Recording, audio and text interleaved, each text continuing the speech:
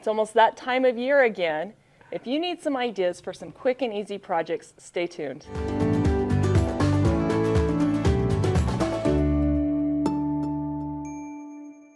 Welcome to Watch and Learn. I'm Kristina Whitney and I'm Kim Sandberg. And today Kim is going to share with us some quick and easy projects that you can make for the holidays or for whatever. Exactly.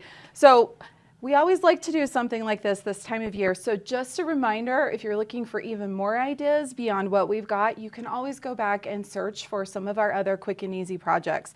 I feel like we did an episode very similar, or quick and easy projects this time last year, right? Yeah, and also just, not necessarily even just projects, but tips on how to do something more time efficient. Exactly. Yeah. The lazy quilter way, yeah, as I like to say it. All right, so to get started with, we've got loaded here on the frame, actually a fun project that we're working on for one of the employees that works here at Handi Quilter. We actually have had 2 sets of twins this fall, which is crazy. I can't believe it. I know, lots of baby quilts. Lots of baby quilts. So we had 2 baby girl quilts that we actually did some quilting on in a previous episode, and now we're doing the set of baby boys. And we have this really cute, fun flannel that we had on the shelf in the back, and we decided to do something fun with it. But for quilting it, I really wanted to do something a little different, but I still wanted to be efficient with my time. So I loaded 1 backing. Excellent. 1 big piece of batting. And then I loaded the 2 quilt tops separately. Remember last time we actually stitched them together and quilted over them because I want a little bit of space in between the 2 quilts because I want to quilt different designs on the 2 quilts. And I know. I'm so excited. I know. It's kind of fun how we did this. So let me show you how we did this. Let's pull the machine over here. Okay, so let's take a look at the screen here and you will see how I have this set up. I'm actually in the middle of quilting. You can see that I'm paused. I'm ready to hit resume and start quilting the next row. But what I wanted to do was do a round circle in a circle design on the first quilt, the one that's blue and yellow. And then I wanted to do the square in a square on the one that is orange and green.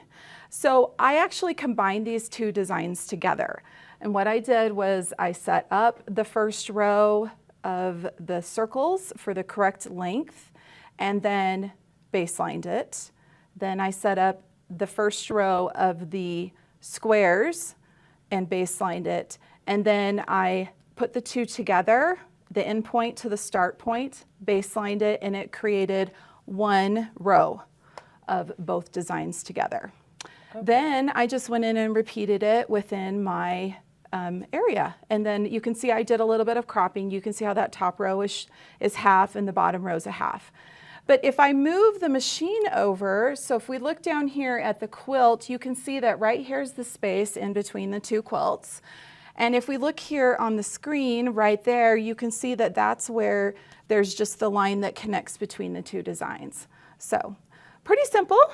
Okay. So I'm just trying to make sure I'm following along. I'm noticing your area is set up to be the entire quilt. Yes. So you didn't set up an area for the first quilt and then set up an area for the second quilt? No. Okay. Yeah. And just to point out for our viewers so they're not confused, the reason why the design is outside of the area, that pink box, is because part of it is already quilted. Yep. It's been advanced. Yep. So everything is in the correct positioning. Exactly. Now, tell me, how did you pick those 2 designs to make sure that they would match up to snap together? Snap together. Well, you know what? I mean, technically, you can snap any 2 continuous line designs together. They may not line up exactly straight. Yeah. And actually, if you look here, you'll notice that the circles are a little bit lower than the squares are. But because of the way that when you repeated them, they still lined up correctly. Like the spacing was the same between all of them. And I didn't do anything fancy here. I didn't do any offsetting. I didn't do any flip-flopping. It's super basic. I mean, this is a baby quilt that's going to get washed a lot. Really, it just needs quilting to hold it all together. Yeah. But I thought it would be fun to do something different with the 2 designs for the 2 quilts because even though they're basically the same quilt, it makes them a little different. It does. And twins need to have that difference. They need to be individuals. Exactly. So I'm still kind of watching your design choice here and noticing that they're both straight across, like border designs, no nesting on either of them. So I think picking the two designs that will work together is going to be very important. Yes. Because if you picked one that needed to nest and the other one that didn't, you're going to have some issues getting them to connect. And that's really, really true. So I think the important thing was here, I looked for two very simple designs that were not, like you said, one doesn't nest. They're both pretty much create straight lines. They would fit like easily within like a straight line border. And they're simple designs. They're very simple designs. Yeah. Nothing fancy here. So. Did you resize them so that they would be the same height? I did. For each row? I did. I resized both of them to 4 inches tall with the lock on. Perfect. So, yep, and combined them. So, I mean, you don't have to do this when you quilt two quilts at one time, but it's something fun to do. Yeah, and then you don't have to pause in between. It's just going to be a continuous stitch out. Yep. You don't have to go back and forth. Exactly. So exactly. I love that. I've never done it this way before. Yeah, actually, I haven't either. So this was fun for me to figure out. Perfect. Okay. So, okay. Should we see what it's going to do? Yeah, let's go ahead and stitch. So we'll bring it over here and we'll line that up and let the machine go ahead and stitch this out.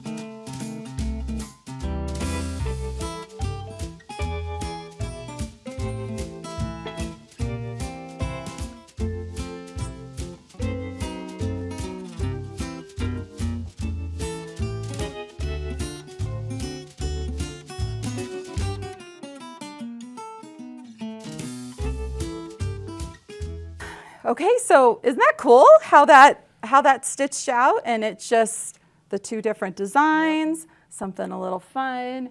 Yeah. So the thing that I like the most about this is how quick it is. Yeah. You've got one backing to load. Exactly. You've got both of those tops on there, and it's just stitching out. You don't have to set up twice. Exactly. So great way to save some time for holidays, birthdays, new babies. Exactly, exactly.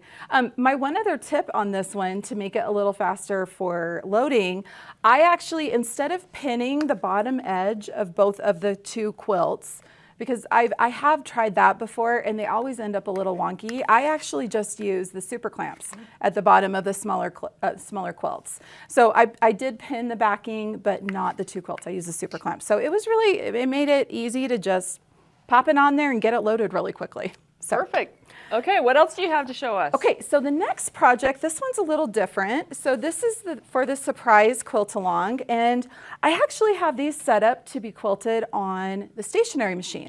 As a matter of fact, I got them basted down with a stationary machine. So let's take a look at this. Okay. So this was something that you just noticed that we were talking about before we started filming. One of the reasons why I chose to do multiples on here was because this piece of backing that I chose is actually kind of small. And so this way I was able to put them closer together and then still make sure that I had enough fabric around the edge to be able to have the fabric over the sensors as I was doing this as I'm quilting on the Amara ST. So really what I want to show you here is if you are quilting on, you're quilting on a stationary machine, you're quilting on your domestic, don't be afraid to do the same thing where you're putting multiple projects on one backing. There's nothing wrong with that. And you can even butt them up right next to each other. You don't have to leave a gap in between. And Exactly. Yeah. I had a little bit, they moved around a little bit while I was doing it. I didn't take the time to spray baste them down. So oh, slacker. I know, just kind of doing it quickly. So we just learned something yesterday.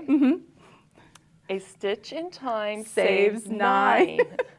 So if you had taken the time when you first noticed, it would have saved you stuff in the long run. Yes, definitely. You know what? You're probably true, because I have a feeling when I start quilting these, they aren't basted maybe quite as tightly as they should, and we might have a few little issues here, but don't worry, I can quilt that out.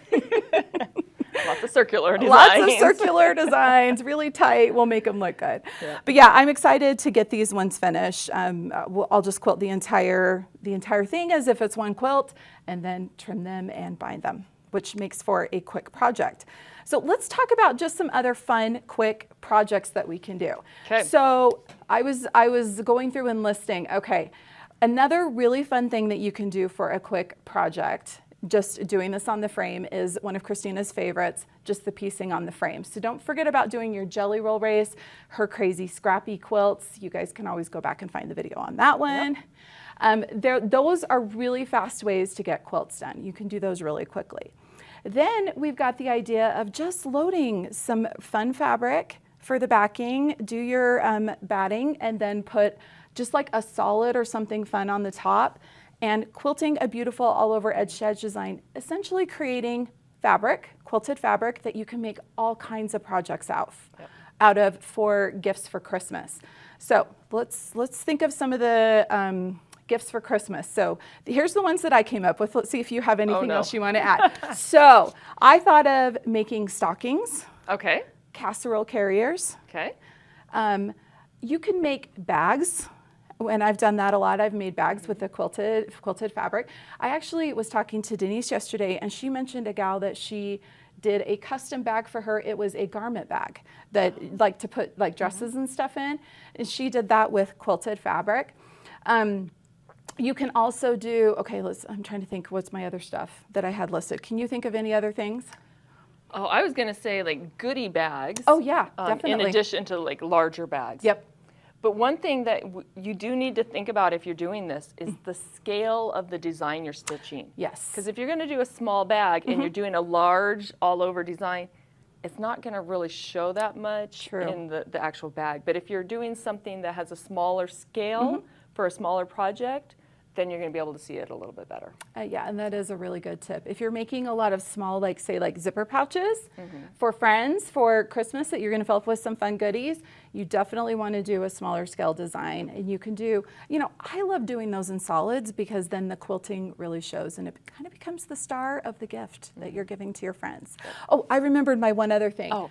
Sewing machine covers. So here's a picture of a sewing machine cover that I made, and I just used a fat quarter that I quilted, and then I put the extra little pockets on it, and it turned out really fun. The year that I made this one, I did, I don't know, I think I did like 6 of them and gave them away to all my my quilting friends. I gave them each a sewing machine cover. So that's another fun something you can do.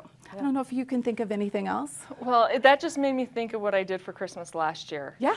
I printed fabric panels. That's right. Of our dog for each of my kids. Exactly. And I gave them each a quilted dog. I love that. I love it. I love it. Okay, so that rolls into, you could use the fabric too to make small stuffed animals. So there's a bunch of fun ideas for quick projects, quick quilted projects, ways that you can use your long arm to create some fun things for the holiday season this year.